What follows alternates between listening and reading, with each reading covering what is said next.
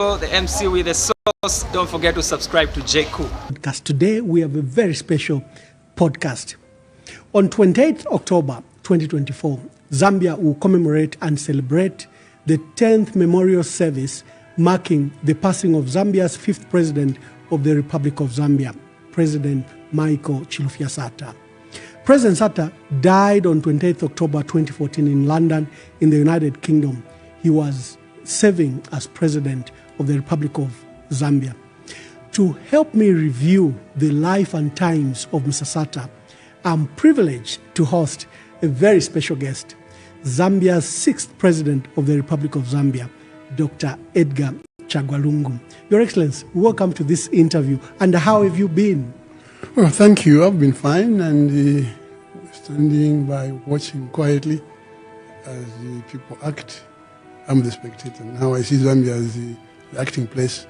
I'm outside now watching as a spectator. It's becoming very interesting. Yes, sir. Yes, sir. We're living in interesting times. Your Excellency, you clearly had a special relationship with President Michael Sata. You're one of the first members of the Patriotic Front when Mr. Sata formed this party. You later became an area MP for Chawama. You later rose to be his minister, serving in various portfolios. He also made you to act as president, and eventually you became president of both the Patriotic Front and president of the Republic of Zambia. Let's start from the beginning. How and when did you meet President Michael Sata, at the time probably Michael Sata? Yeah, it's very difficult to segment my meeting with President Sata into political, is it social, and probably professional. Because I knew Mr. Sata when I was working for Zambia'S State Insurance Corporation as a professional. I was the legal officer there under Wilson Mole, BSK Chiti and others. And there we knew each other as a legal officer who was assigned to work with him on the Avonde Housing Project. Because as you may be aware, the Avonde Housing Project was a joint venture at one time between Zambia'S State Insurance and Mr. Sata's consultancy with his friend Mr. Memigas. They started George Memigas. George Memigas, yes. He started that project. So I knew him from that angle. But earlier on, of course, I knew him in other social spheres and so on. So the assertions by Zambians that Basatebe Neva Avonde comes from that project. Yeah. In the 80s, I think 85, 86, Mr. Sata and his friend George Memigas were running projects. It includes the major flats in Chilenge, that structure in the town center, which I think has been since sold and so on. And then they have on the housing project. But they fell short of financing on the Avonde Housing Project. And I think they came to see Ziski then, Zambia'S State Insurance Corporation. It was very big at the time, 85, 86 and so on. And then they did financial packaging in which Zambia'S State Insurance had some interest. So they were selling as Zambia'S State Insurance and the Avonde Housing Project. When there were legal issues, of course, involving court cases, I would go in and so on and handle. And then at that point, my instructing client was Mr. Sata. So we became very close. But of course, I knew him from other activities socially. And he was a very interesting and charming man at the time. I was young.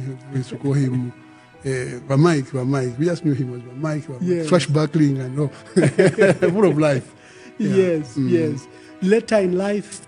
Well, later in life, when the process of getting into multipartyism took hold and eventually became multi-party, 1991, and he moved from UNIP as MP for the water and became member of the MMD. I was interested in politics. At that time, I was also working for the CCM at the time. So we were interested in the political and economic development of the country.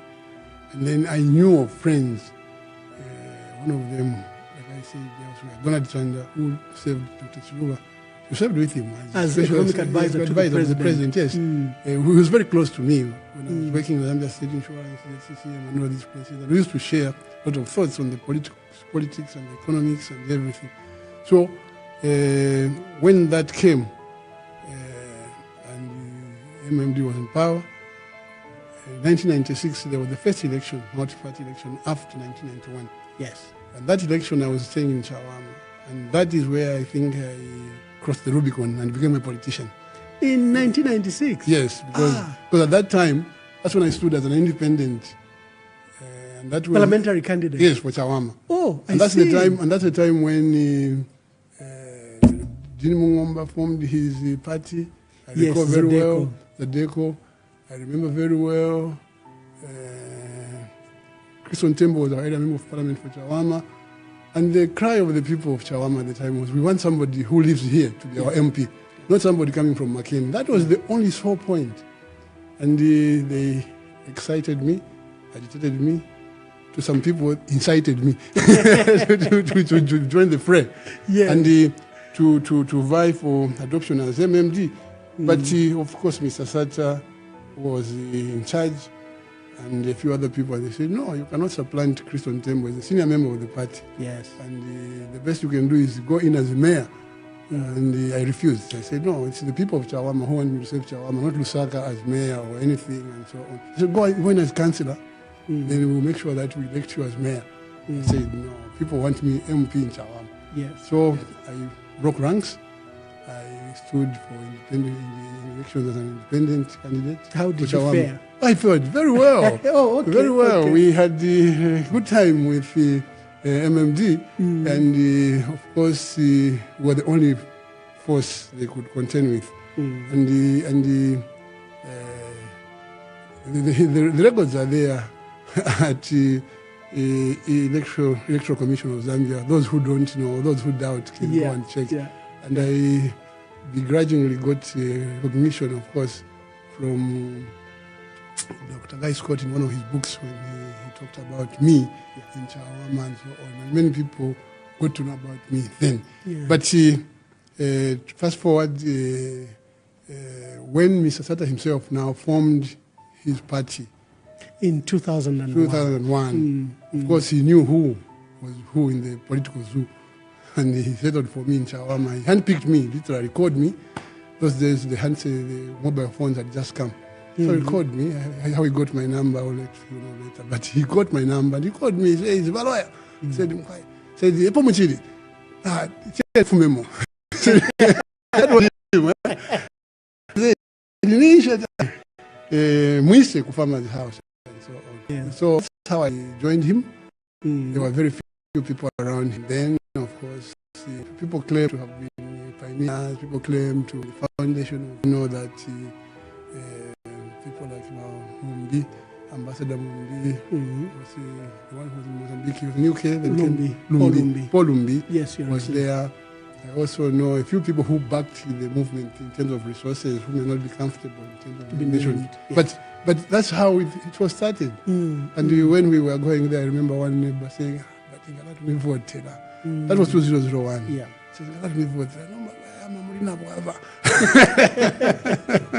So, yeah, because he had the history, there was a by-election there, which was quite controversial at the time when it was MMD. So the story was that I was good political material for Chawama, but I was on the wrong ticket.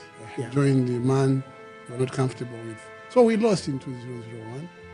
And of course, prior to that, there was the by-elections, which were caused by the President Sata, the General Meanders and others. When they were breaking I also participated. Yes, I also participated in that by-election. Yes, in 2000.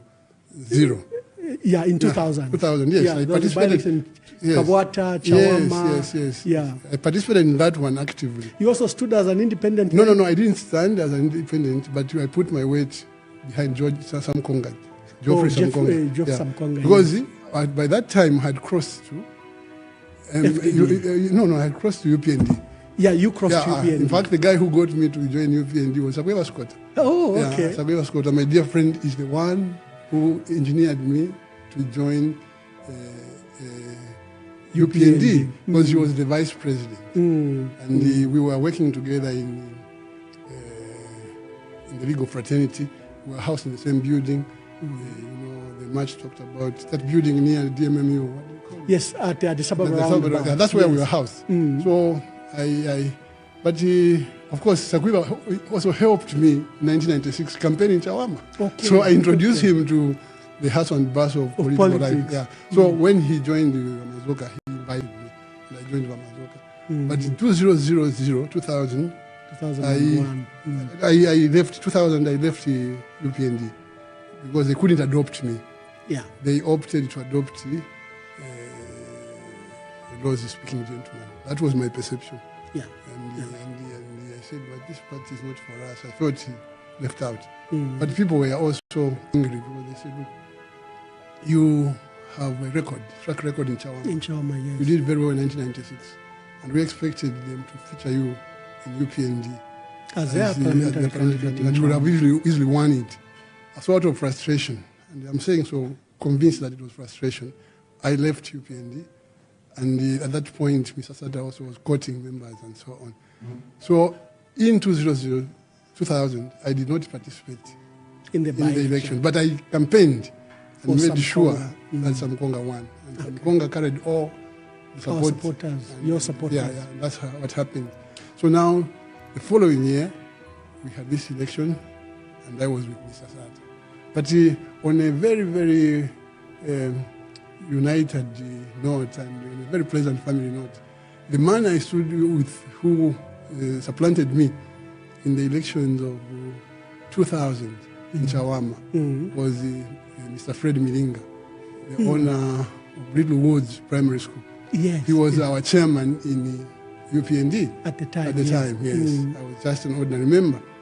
But surprisingly, I was saying this man has been favored because he's from the Western Province. Yeah. The perception was that UPND was primarily a Tonga party supported by the people from the West. Come to think of it, what I'm trying to say is that this Fred Milinga eventually joined us in PF. I don't know whether I still remember, but he joined us. But what is of interest to me is that Mr. Fred Milinga's daughter is my daughter-in-law. What a small world. Yeah. So when we look at this and we talk of tribe, I said, look at this. And so we probably of that generation are different people from the generation which we are creating. And I think the generation which we are creating will create a better Zambia, which will overcome this emerging Zambia'S concept of Southern, Western, and Northwestern. Yesterday, I saw something which distressed me. The recruitment of 3,000 teachers. Is it health workers from Southwestern and Northwestern? And there should be no adverts and so on. We are trying to follow it up, and I think our SKSG and others will follow it up, Your Excellency. But this is what we should avoid, because we are one Zambia, one nation. We are in 2001, Your Excellency. You are trying to stand as Member of Parliament for Chawama on this new party. Like Mr. Sata would say, you only had 29 days to campaign. Yeah, we lost miserably. I still have some great nice T-shirt to wear. It was a new party, clearly. Mr. Sata was highly ambitious, but that didn't deter you or Mr. Sata. We see you that in 2006, the party, you've been working for 10 years in Chawama. And it was expected that you were going to be picked. But at the last minute, we saw Mr. Sata abandon some of you candidates. You in Chawama, they featured instead Mama Sampa Brett. We saw Mumbipiri in Mnali. We saw Mama Faustin Nyango in Matero. Did that decision frustrate you? How did you feel that after 10 years working, not only for Chawama, but then about 5 years for PF in Chawama, that Mr. Sata appear to have overlooked you here? It wasn't being overlooked, as some people would like to believe, because I volunteered the seat to the Reverend Sampa Sampa Bread. What happened was that they clustered in Matero. If, this is not documented. But in Matero, there was the other lady, Sinyangwe. Sinyangwe, yes. They both wanted Matero. And at that time, we were getting divided in the Central Committee on who to choose for Matero. I remember Sampa Bread turning out to be niece to Mr. Sampa, Sampa, who at that time had joined us with the other people from PUD. Yes. And the PUDD. And then we were also told that this other lady, the Reverend, was actually very powerful in Chawama, in the church, in the UCZ church. Yes. And then we also learned that the other lady was a niece to the president. The President Sata. So it was like President Sata had his niece trying to fight for Matero, and then the Chairman Sampa, who was our chairman at the time, that period he was in, was also an uncle to Sampa, who was also fighting for Matero. So it was like the chairman and the president, had the candidates in Matero. So I volunteered. I said, look, there is no need to have these people. And then we had the issue of the one in Kawambwa, Elizabeth Chitika also. Yes, so the party had a lot of problems at this point. Okay. So to resolve some of them, I volunteered. I said, look, let's get Wamayo, Reverend Sampa Bread to Chawama, because he's UCZ, and UCZ was very strong. And he's still very strong, and I can tell you that it's the one which sustained at the time Chris Tembo as MP. So we agreed, and when I was told no, you're not going to stand, I had already known about the dealings in the back room, as it were. You know, in politics, and you had volunteered. I know in politics you have to have a kitchen cabinet. Yes. I know it's a bad concept, but I can tell you that there are people you talk to before the meeting, even use the non-verbal communication, eye contact in meetings to know whether you're going the right course or not, and steer the meeting well. And you can also be able to know that I have the house with me. So I knew that my offer to step down in Chawama was well received by my bosses. And that very moment we began campaigning for Sampa Bread in Chawama. And I was her campaign manager. And that's how she eventually won. Yeah, and she won very well, convincingly, because the people could see me at the front. And so her time had come. Much as she did not invest in it. Yes. Yeah. So that's how she became our MP. Yes. And the history, of course, is known that she didn't last as a faithful member of the party because she was enticed by the N. Yeah, the NCC was a break for literally for the PF. We're up to 19 to 20s. Decided to defy the party and so when that happened, Mr. Sata came out again in the order and said, look, I made a mistake. He apologized to the people of Chawama, apologized to the people of Mero, and said, you are going to be MP in waiting, shadow MP for Chawama. Start working now for 2011. And he also anointed the late Williams and and we began working, and that's how we began working our way to the hearts of the people of Chawama. 2011 was the natural choice. Yeah. So and I'd been ready for a long time. So when you say my political life starts at what point, I don't know where it starts. But politics is no, you've been enlighten us, Your Excellency, that actually you stood as a candidate, something I've just learned here. In 1996, the PF won 2011 against and the MM on Chawama. But cabinet. And that was when the president was announced his cabinet. He actually announced. Do you remember that announcement? I remember very well, but here. Yes. And I went to see Vancy it was Yes. Chiviriti. Sir Evans Chiviriti. And he had no answer. He just told me, no, you see, that appointment, just treat yourself as a minister, because we don't have it in here. We don't have deputy vice president and so on. For me, it didn't mean much. But for political pundits and the observers, it meant something. Because for the first time, they were saying we're going to have a president, vice president, and deputy vice president. Yes. Yeah, something like that. But the reality of it is what is important to me. Because after that pronouncement, I assumed the seat of minister in the office of the vice president, Dr. Guy Scott. And I received, this is what is important, this is what people should know. I began receiving instructions from State House directly from President Sata. And Dr. Guy Scott was also receiving instructions directly from President Sata. Not even a single day, if I recall, it must be very vaguely, did I receive any instructions From Mr. Guy Scott. from Mr. Guy Scott. So, to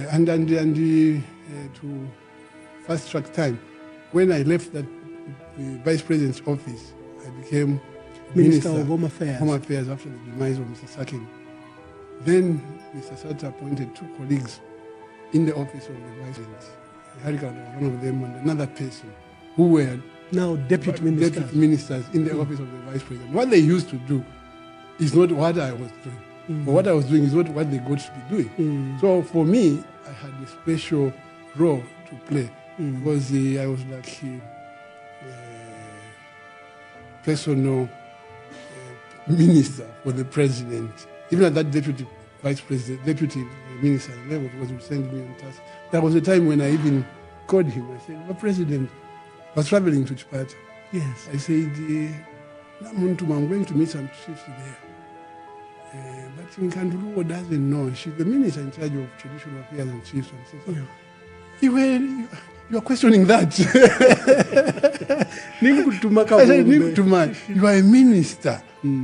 I have given you responsibility. And that minister, Nkanduluo, is minister. She's in charge of the portfolio. But I can, from time to time, assign people to do what I want to do. So, my politics, I'm saying, so then I realized that the president has a special purpose for me. Yeah. And I just went and so I was just there. But the goodness is I never abused this trust, this confidence, this belief in me by the president to claim that I'll be the president or I'm special or anything. And that is a lesson to those who want to be, the wannabes. Yeah. Just play your role and people will see whether. But I can tell you another aspect of my growth in politics is when I was not named as a full cabinet minister. Some colleagues, senior colleagues in the party and outside, including the clergymen, they said, you worked very hard for this party. You're one of us, a member of the Central Committee, a senior member for that matter. But why are you not in cabinet? Yeah. Can we secure a date? We talk to Mr. Sata so that he gives you a cabinet portfolio. So I said, no, I think I'm comfortable with what I have. And when I became minister after the demise of Mr. Sakin, they were there saying, you see, we told you, patience pays. The same people, the same people, So I just laughed. I said, this is it. Success has many fathers. Yeah. Failure is an orphan, and people want to be glorified, even for things they don't deserve. Yeah. So I have learned my lessons along the way. And come to think of it, it's been a journey. And here I am. Yes, Your Excellency. In fact, by 2014, there were factions in the party, one by Honorable GBM and yourself on the other one by Honorable Winter Kavimba. People didn't see you, rising as president, but when Mr. Sata died, you were acting president at the time. And it eventually led that you were going to be adopted as party president. But let's just talk briefly on the issue of when Mr. Sata died. Where were you? When Mr. Sata died, I was at home. I had just been recalled on a trip to come and take over as acting president. But our friends who were in London with him, of course, were giving us bulletins and reports. And for me, I was at home when news broke. I didn't believe it. I was crushed. The reason why I was crushed is that in my perception of things, I was saying that 2016, Mr. Sata would still be around and he would escort him back to his second term. In 2021, Mr. Sata would have retired as president. At that point, I would have also gone back to my private life. That was me. But we were shattered. We closed our doors. We cried, my family and everyone. We were so loyal. You hoped he would recover during that All the time. illness. All the time, I hoped he would recover. And the worst part is that there was so much secrecy about his illness. And it's a family thing, you know. You cannot insist that I want to know. And even as a family, even when I am president or when I was president, I think the family would determine who gets close, who knows what, so on. And so when he died, we were all hoping that he wouldn't, but he passed on. And now drama started, of course. And so It was clear, because at the time, Your Excellency, you were Secretary General of the party, you were Minister of Defense, you were Minister of Justice, you were acting president. Naturally, the Patriotic Front members felt Mr. Sata, although he had not expressly appointed you as his successor, by these actions, like they say, communications is 10% verbal, 90% non-verbal. By these actions, it appeared that he had anointed you as a successor. Did you feel that he was preparing you as a successor? Well, I didn't think or believe that he was anointing me or preparing me, but I felt that he was just teaching me things about life, and also to appreciate that you can only be what you want to be if God allows it. Because the only time, for example, that I went to State House myself, to Nkwazi, was upon his death.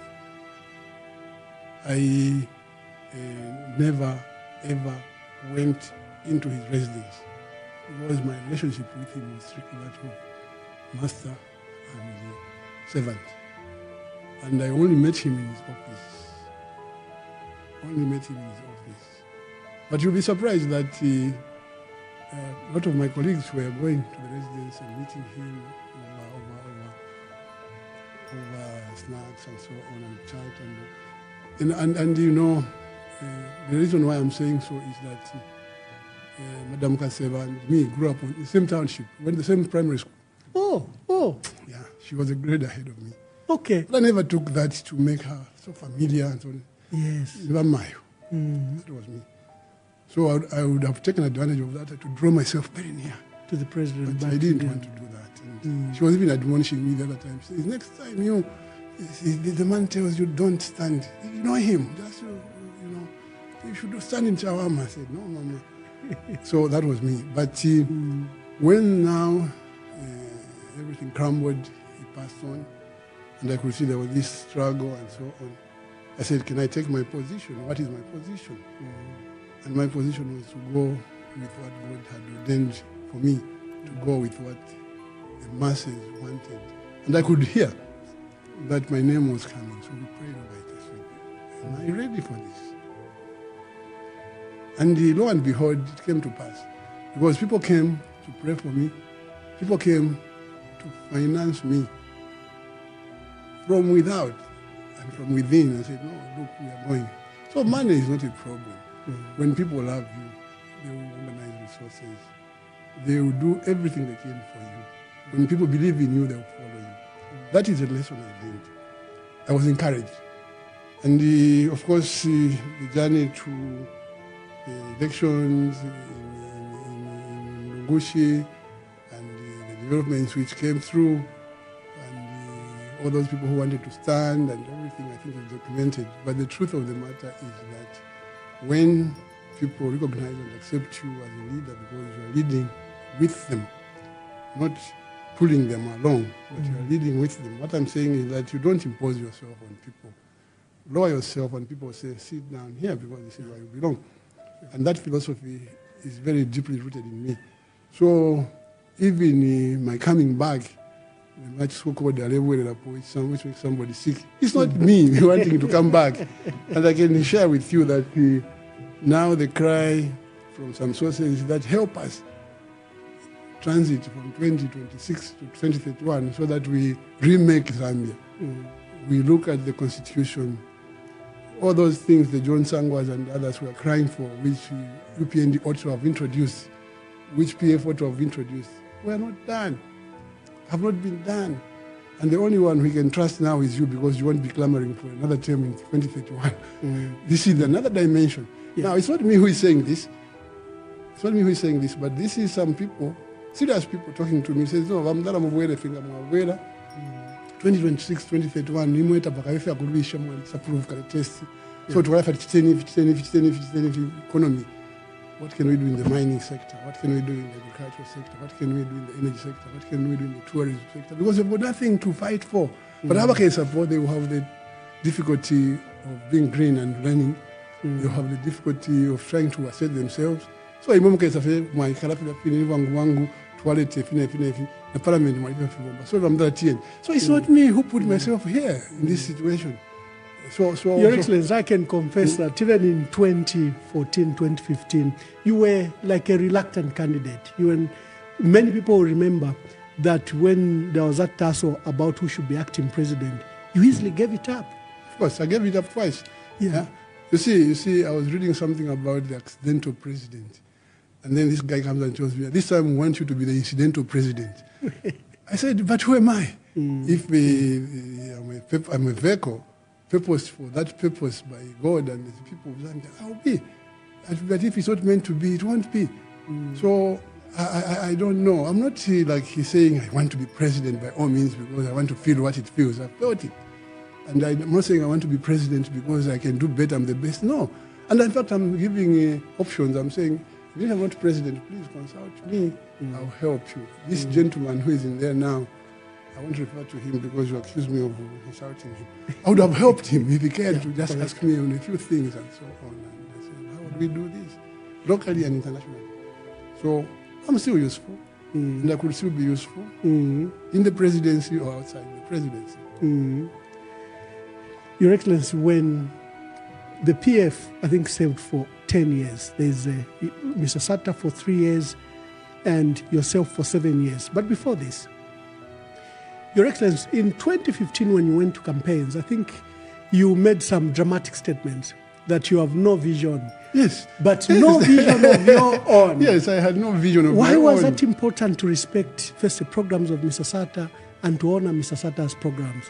Because any new president would have gotten excited to begin his new program.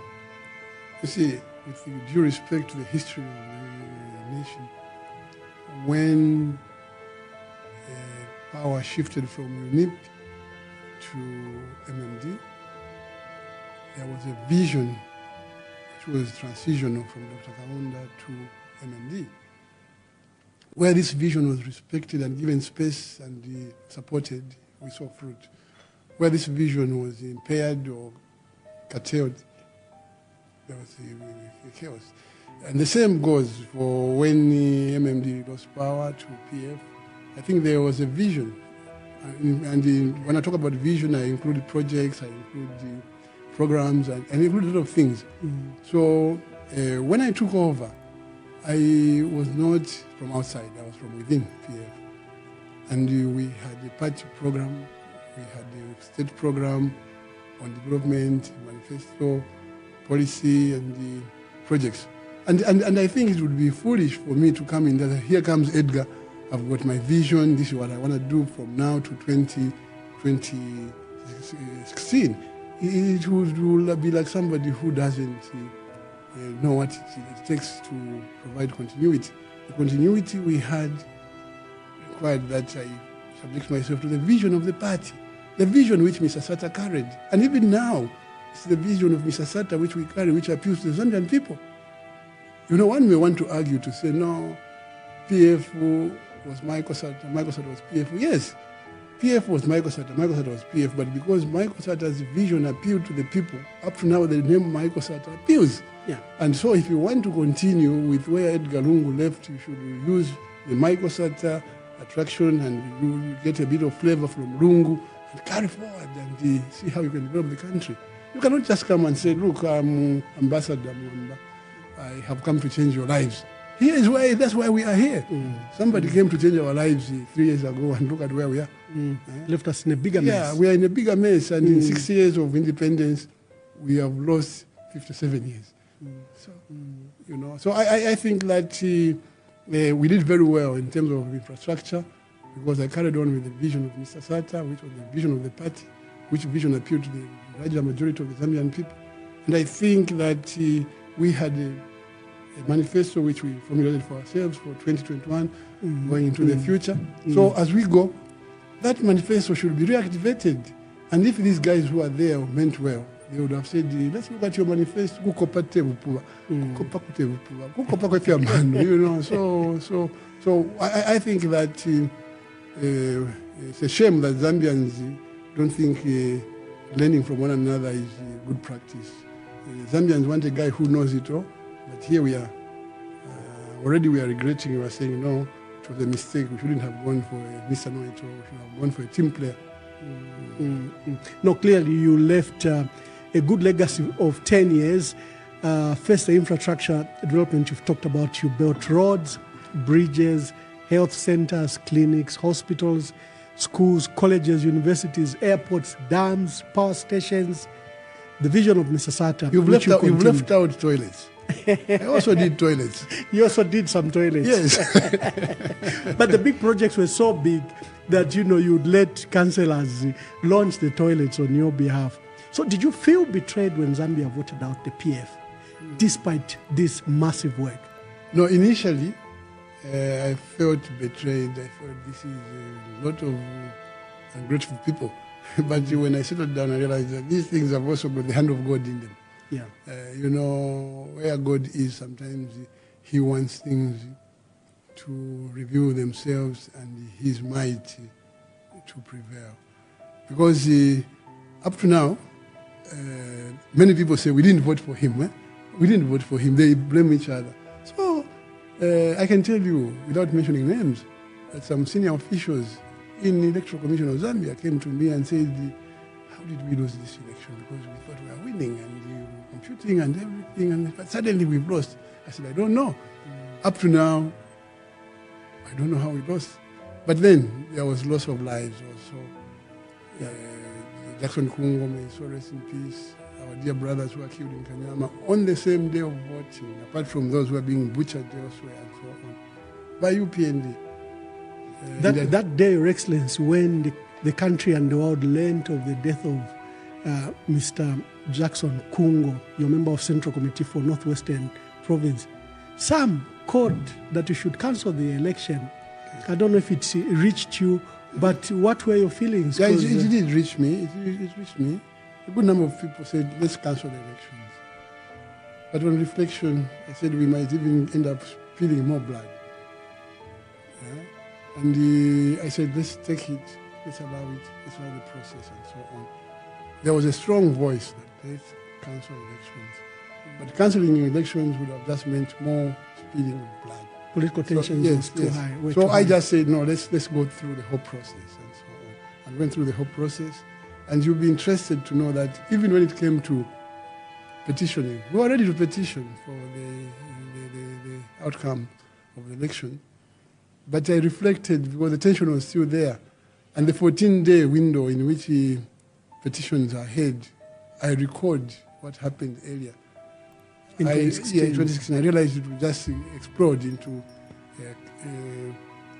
some civil war, because some people have not even documented or realized that there was a lot of blood in parts of southern province targeted at people who do not come from there. Yeah, and it took 3, 4, 5 days. I had to suppress the news because it was deliberate, calculated ethnic cleansing.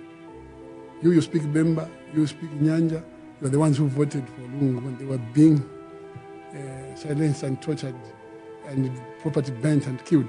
Now, I did appeal at that point to the Chitimukulu, I appealed to Pezeni, I appealed to the Mwata, and I appealed to another chief. I said, please, this is happening, but can you tell your people to calm down? And you please visit this side and talk to your colleagues so that this can stop. I also did appeal to then Bishop Teresford Mpundo. I said, talk to Akombwa, Dr. Akombwa, the leader of the SDA Church, Yes. to stop this killing, which is on ethnic lines. Otherwise, it will destroy us. This is in 2021. No, this was earlier. Oh, the earlier one. The earlier one, 2016. yes. 2016, yes. So it gave me the experience in 2021 to say, Not to petition the not results. to petition the results, because this would result. Because in that 16 days, this is 14 days of petitioning, there would be tension. And people will begin killing each other on those lines. So I said, no. I will not petition. And that's how some people, of course, say, no, you petition. I said, no, let's not petition. Let's just hand over power. And we handed over power. And in handing over the power, I was very sure that I was doing the right thing. And up to now, I still believe I was doing the right thing. Because Zambians have seen for themselves who means well for them, who means well for the Zambian people, both in terms of providing good governance, in terms of providing protection, in terms of obedience to rule of law, in terms of checks and balances, and of course I keep saying that the law, which is enforced now, and the rules which are in place now, are the same laws and rules which were in place. But should we depend on the fact that I was well brought up? That's why there was law and order. No, it shouldn't be like that. People should just behave properly, and the law should be able to control. And that's why people are saying, let's get back. You get into State House so that you tighten the screws so that this doesn't happen again, where judges are kicked out of employment like domestic workers and so on. So people are clamoring for my return for obviously what we may call selfish reason, in the sense that they want to correct certain mistakes which they can't correct if we get an office in there again. You've said something fundamental about the dismissal of the judges, Your Excellency. That hasn't gone very well. The process itself looks murky, and the dismissal of these 3 judges, which has culminated to 7 judicial officers in a period of 3 years. Did you fire any judge at your time, during your time? Well, I can't recall firing, but efforts were there. I recall some complaints coming through, but through the due process, they never saw fruition. But I can say that it's all because of checks and balances.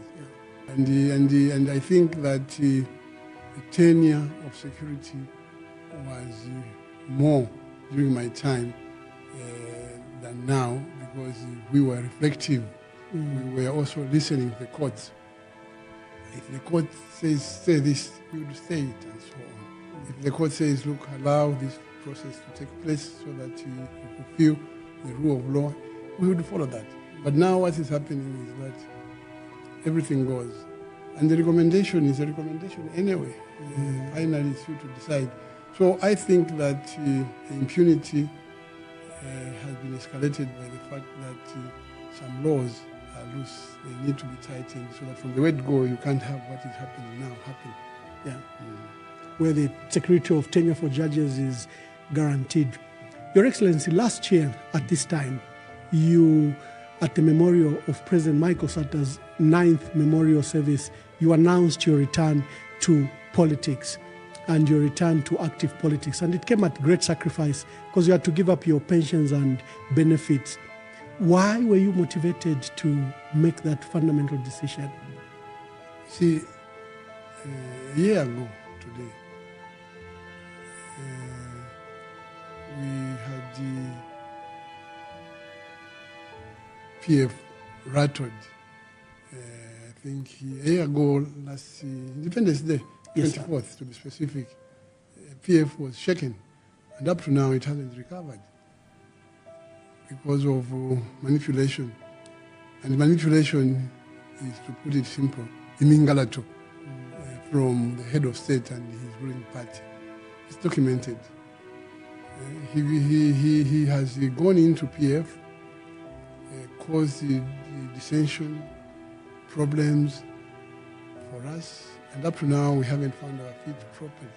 And not only in PF, but any other promising political party which he envisaged could give him a good run for his money, as ruling party, he ventured in. Look at Calabar's political party and history. Citizen First is a product of I don't know how many efforts before. Yeah. And I know that even NDC is under attack. Yeah, you know, so that compelled me to come back and say, look, this is not good enough. We need larger space for the opposition. It's not only that, but the indiscriminate harassment and the arrests of our leaders to weaken them, to scare them, to intimidate them from forming political parties and organizing themselves for the alternative government, forced me to come through. And I came through because PF was dying, being killed, and I was watching. Mm-hmm. I was a product of PF. I became president because of PF, and I was going to look very, very guilty in the eyes of Mr. Sata and all those who sacrificed and sponsored PF. I became president because of PF, and then I should watch PF die whilst I enjoy benefits from HH. No, it was not the right thing to do. So I said, no, this can't be. So I came back to reorganize PF, and I'm still going to make sure that PF survives because I owe a lot to PF. And I guess you owe Mr. Sata, that legacy that the Patriotic Front must survive. Yes. Yeah, I promised when I took over, I promised at his burial that we will not let his vision die, we will not let Patriotic Front die, and we will not let Patriotic Front be sold to the highest bidder. That I said. And if people came with money trying to buy leadership and the party along the way, and it failed, and it will fail even this time. There are feelings of, I don't know if it's despondency in remembering Mr. Sata this time because there are issues of the venue, issues of organization that are currently being discussed. Of course, Your Excellency, I will not delve you into there. But how should we remember Mr. Sata? Mr. Sata will always be remembered by the Zambian people for one thing. He was a brave man. Two, he was sincere in his cause. His cause was for the poor Zambian to lead a decent life, to uplift the living standards of our people wherever they may be. And, he was not tribal at all. He was not tribal at all. He was a unifier. He believed in one Zambia, one nation. So for me, I think that Mr. Sata can only be remembered and respected by those who believe in these values, these virtues, and so on. And that's why I'm saddened by the developments, but we'll get to know as we go how he'll be remembered for the day of tomorrow, which is the 10th one. The 10th is a special one, it's a decade, 10 years is a decade. But that is not the end, because there will be more beyond tomorrow. And for me, I can safely tell you that I will not allow people who persecuted Mr. Sata in his death to take advantage of tomorrow and put his memory to rest forever. No, we cannot allow that. That we cannot allow. Mr. Sata stood for certain things which have been fought in the last 3 years by people trying to disseminate, to kill PF. And the same people should be presiding over his 10th memorial. The same people should be putting his ghost to rest forever, and we are watching. We can't accept that. That's why people are saying, what's going on in Zambia? What's going on? Because I don't want to say people were happy and excited when Mr. Sata passed on. Because that's a fact. You can check it out for yourself. I don't want to say from day one, after Mr. Sata died, people began trying to destroy his memory by destroying PF. To put it very in clear context, you are saying when Mr. Sata died, some people celebrated. Yes. They even began to campaign immediately. Yes. Yes. They saw it as an opportunity to get to office. Yes. So that is a fact. And now, the same people went further when they got power in to destroy 2021 to destroy his party. And tomorrow they want to attend the memorial to make sure that even his party dies with him forever. We can't allow that. So for me, I'm waiting between now and tomorrow morning to see what happens. How can you allow somebody who has murdered your son or your daughter and you are still mourning to come and attend the funeral and be made to speak at the funeral? But how good your son was. And you know about it, you say, wait a minute, what's happening? And I think I can just say the whole thing, I summed it up when I spoke to one guy. I said,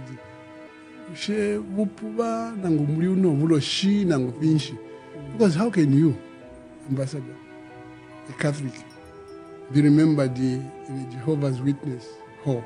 Yeah. In the 10th anniversary, or how do you get to be dishonored? How do you get remembered in a SDA church when everyone knows that you are Catholic and so on? And the state insists.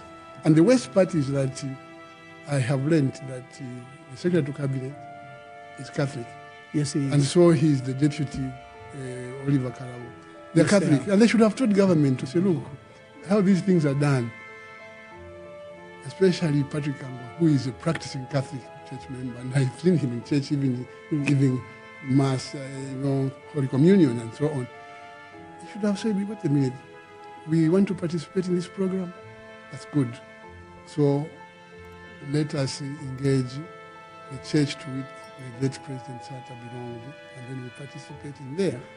Any insistence that we hold it in a mosque or in any other church building would have been frowned upon. To say, no, sir, Mr. President, we can't do that. Because now I'm getting feedback, say, I don't know much about these things. Someone says, no, there's Satanism and so on. So, you look at today, but the truth of the matter is that today you will I'm going to film what quarter pension. And I probably it's a handle office of the president. What courage in decency, sir. In the name of decency, let's not do it this way. Let's do it this way. What I thought they would do is to go to the Catholic Church where the man is. Cathedral of the Holy Cross would be a bonus, but he used to attend St. Ignatius. Go to St. Ignatius, and then if the parish priest said, no, it's too small a place for the 10th one because the more I saw the state is here, it means we are too many.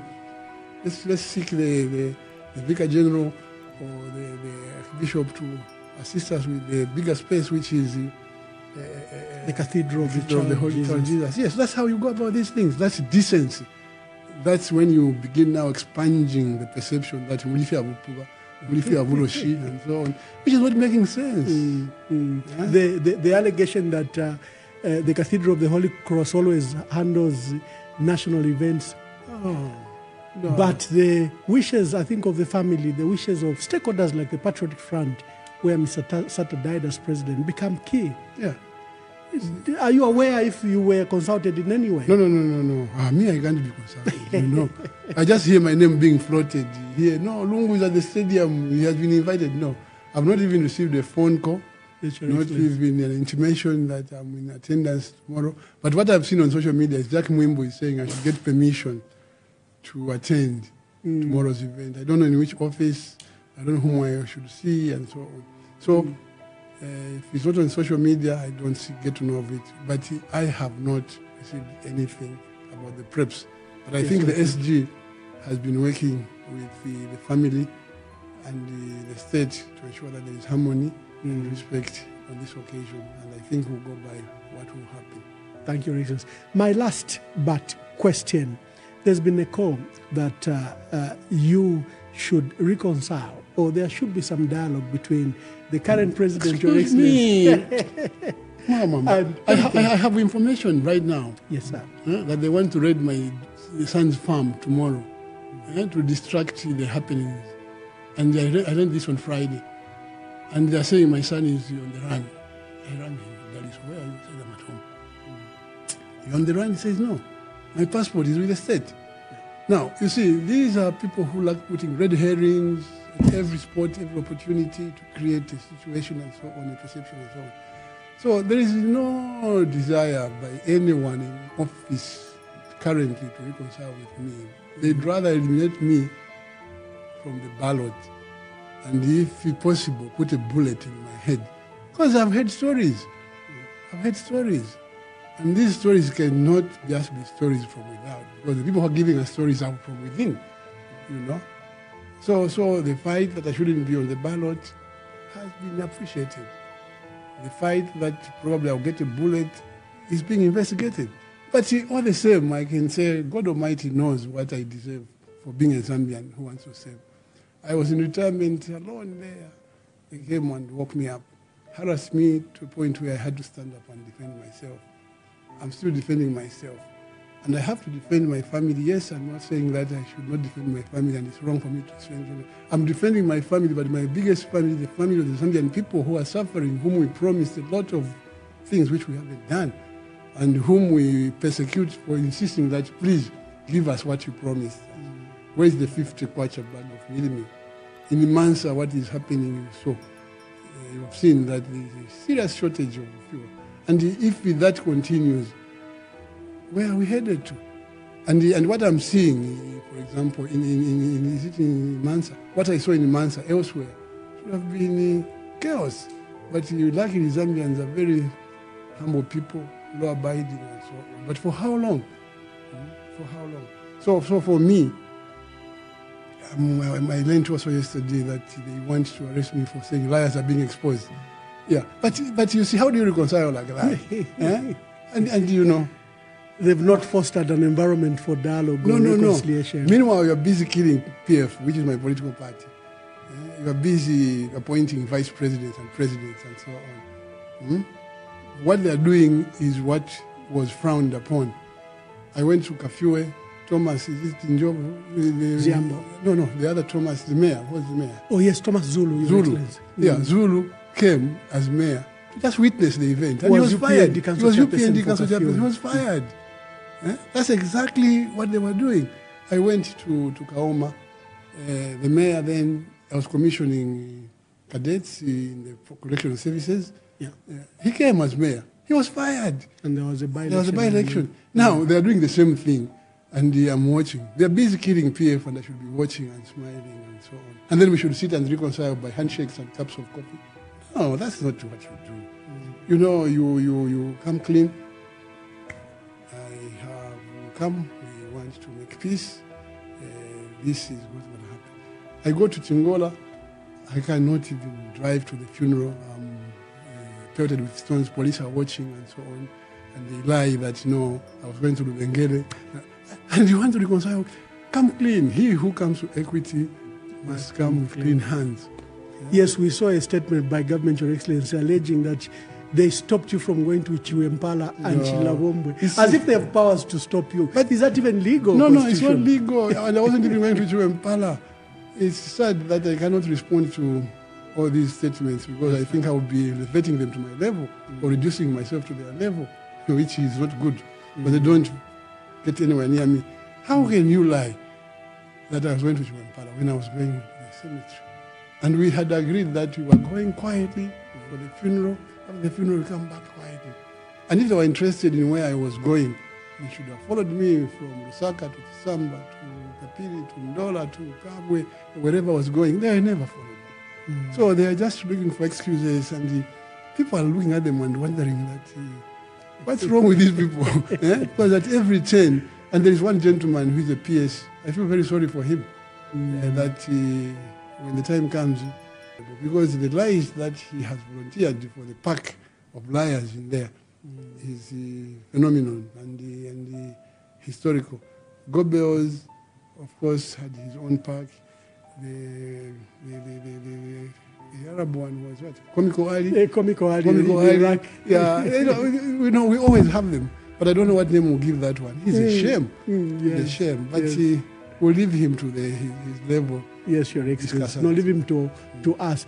Your Excellency, I would like to thank you, but what would be your last words, especially of encouragement, to first members of the Patriotic Front during these very difficult times, and then to the people of Zambia who I think facing some of the worst circumstances our country has ever faced since 1964? My message to the Patriotic Front members is that let us remain united, let us remain focused, let us be our brother's keeper. and let us emulate Mr. Sata's big heart of forgiveness. Mr. Sata used to forgive a lot of people. His history is not complete if you don't mention the fact that he was able to accommodate everyone, including those who were so angry, so bitter. Some of them insulted him, some of them physically assaulted him, but he forgave them. And that's how he built the special purpose vehicle called PF, which has saved the Zambian well and which people want to continue. So if we're going to continue, let's use Mr. Sata as a role model. Let's talk to each other. Let's unite. And most importantly, the special purpose vehicle called PF is people's hope. The majority of the Zambian people think that if PF came in again, it has learned its lessons, it has the experience, and it has the heart to see them into the next better situation they are aspiring for. So tomorrow, let us wait for guidance from the SG on how we proceed, because I understand talks are still going on between the family with regards on whether we are going to have an alternative memorial church service or not. But personally, I want to appeal to everybody that let's be calm, because we have already lost 4 years now. This is the 4th year of the UPND government, mind you. And very soon we'll be voting in 2026. And Zambians will not hesitate to show them the exit. Thank you very much. Thank you, Your Excellency. I would like to thank you for sparing time and for gracing the Conversation podcast. God bless you, Your Excellency. Thank you. The pleasure is mine. Thank you. Thank you. To our dear viewers who were hosting the Zambia's 6th president to commemorate the life and times of Zambia's 5th president, President Michael Chilufya Sata, you are aware that we are commemorating his 10th memorial anniversary. So until we have another guest, God bless you. God bless our... Let me know what you think about this video. Thanks for tuning in to JQ News. Don't forget to like, share, and subscribe for the latest updates on tech, politics, and everything in between. Until next time, stay cool.